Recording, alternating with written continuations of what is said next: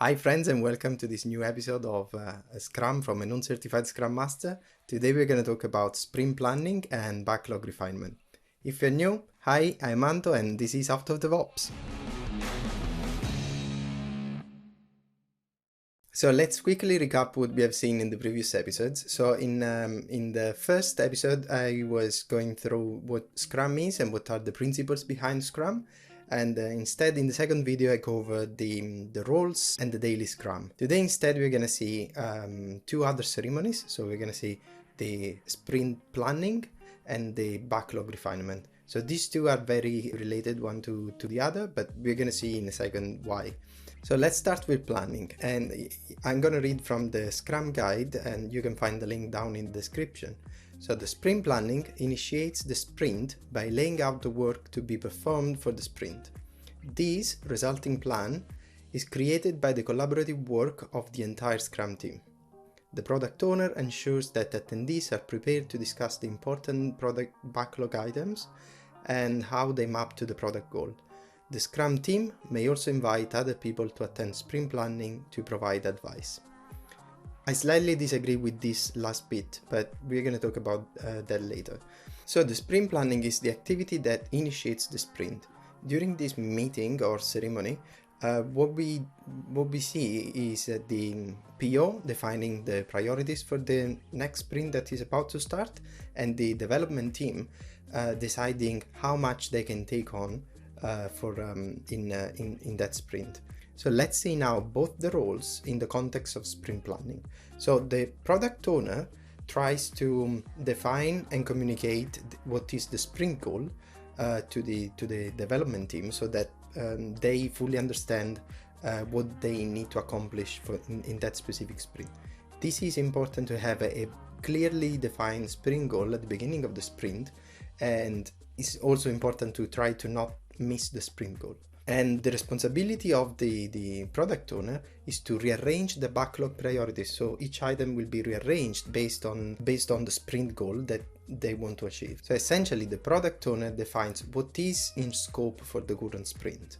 Instead, the development team decides how much they can take on. So they have to obviously back their decisions with data, and generally what they use are two things. One is how many active contributors do they have in that sprint. There are things that can be known in advance, for example annual leave and bank holidays, but there are also some level of uncertainty based on, for example, on sick leave, how many people we're going to have in that sprint that are going to be focused on that, and nothing else will interrupt them. So there is a buffer that they should also consider when bringing in backlog item to the sprint. And the other thing is their historical data. So essentially they can have a look at the velocity of their team, how many story points they can deliver in a single sprint, and using that data they can decide the amount of tasks they can take on. So now a very frequent question is, for how long is a team supposed to do planning? And the answer, as you may expect, is it depends. Generally speaking, you should not spend too much time during planning phase.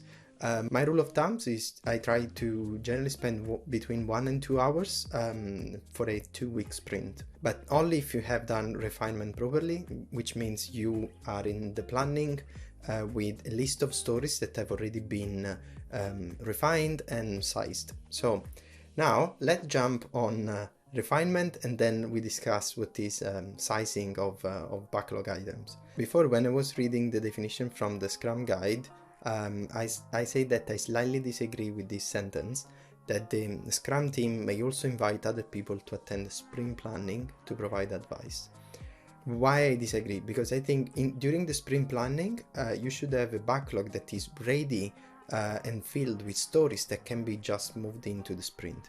So all these conversations should happen somewhere else, and the place where I like to invite people in case it's needed is probably the backlog refinement and not the sprint planning. But let's see more in details the backlog refinement. So the backlog refinement is the activity that prepares the backlog for the sprint. What I mean is that every single item that we have in the backlog should be in a ready state. So we're going to see in the future what is definition of ready and definition of done. But for now, let's say we want to have all the story in a state that are playable, so that can be taken on by a developer to be completed. So I think the backlog refinement is one of the most intense activity that the team does together. It requires lots of focus and engagement from the team, otherwise it's not going to work well, because you need to have contribution from every single engineer in your team, from every single member of the development team, more than engineers, and they all need to understand each other and come to an agreement when they decide the story points. So during my years I realized a couple of things. So first is try to have each session that is between 1 hour and 2 hours, not less and not more, generally because you want to have a right balance. It's going to take a while to have everyone focused on a problem, and then you want to once you get momentum, you want to continue up to the time where people can still focus. So after 2 hours you will probably see people devastated by the backlog refinement. So the other thing is, because you need focus and engagement, try not to do that after lunch. For me, the best time is between is around 10:30, 11, and you can do for 1 hour and a half, 2 hours. That's when you get maximum attention and maximum performance from the members of the team. And the other thing is, if you cannot do in the morning because of different time zones, I would try to keep it away from immediately after lunchtime. So do at the end of the day, for example, is probably better than after lunch. And the other thing is, do it twice a week. Try to have more sessions instead of one big session, because it will keep reinforcing and keeping the backlog in mind of the engineers. So it's easier to come to the sprint planning prepared and with all the context that is needed. But what's the backlog refinement all about? So during the backlog refinement, we process all the backlog items with the goal to leave them in a ready state. So what we do, we analyze them, we add details to each one of them, and then we reshape them based on, we may realize that one backlog item can be split in multiple backlog items. And so we reshape them in this sense. And then what we do, we estimate using story points, we estimate each backlog item. Sometimes may happen that we don't have enough information to estimate a backlog item, and so we may need more investigation. This is quite common when you are learning a new technology or you are working on a piece of the system that you never worked before, so you don't have experience. And when this happens, generally you have two options. One is inviting other people that have the knowledge in that field, so they can help you estimating the story. And two is creating spikes. So this is a brief explanation of what a spike is. So a spike is a special type of backlog item that, instead of being sized, is time boxed. And when you have a spike, the goal of the spike is to reduce the number of unknowns regarding a specific task. And the outcome of the spike generally is documentation or a meeting, a presentation from whoever played the spike to the rest of the team to clarify things and try to reduce the unknowns in order to estimate the backlog items that we originally wanted to estimate. So once we have enough details and we all understand what a specific backlog item is about, what we can do, we can proceed with the sizing. So now, this is a very important thing in Scrum. I rarely find people that understand what story points are and how we should estimate tasks. There is a link to a very nice deck of slides that I found on the Scrum Inc. website. It should help and probably do a better job than what I'm trying to attempt now, which is defining the goal of story points. So Story points, generally, to estimate a task, we try to not use time. There are a number of reasons, but I can try to go with an analogy, right? So before we start with an example, let's try to understand what problems story points try to solve and where do we use them.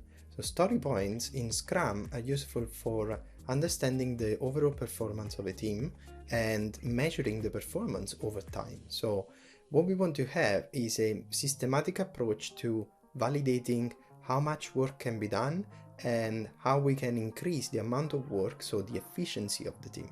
So now, with a simple example, let's assume we are learning to read and it takes 10 seconds to read one word, right?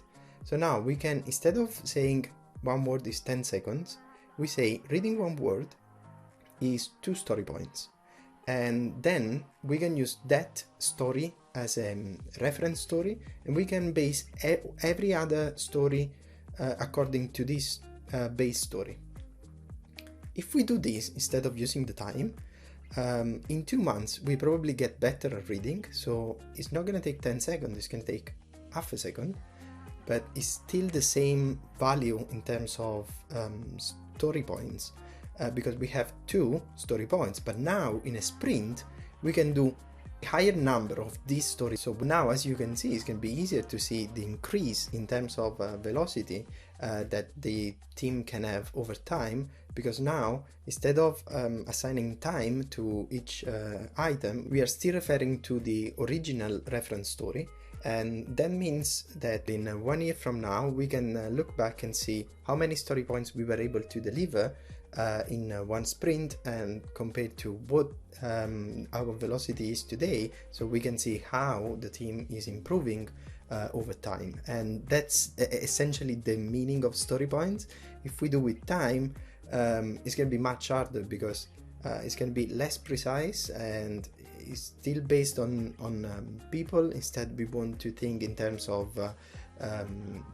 an entire team and not individual contributors. So that's why it's important to use story points instead of time. Hope I made this clear. If not, I'm sorry. Please look at the link in the description. It probably is going to do a better job than what I've done. And that's it for today. In the next episode, we're going to discuss about definition of ready and definition of done. And we may touch upon the story points a little bit more. And thank you for watching, and see you soon. Bye bye.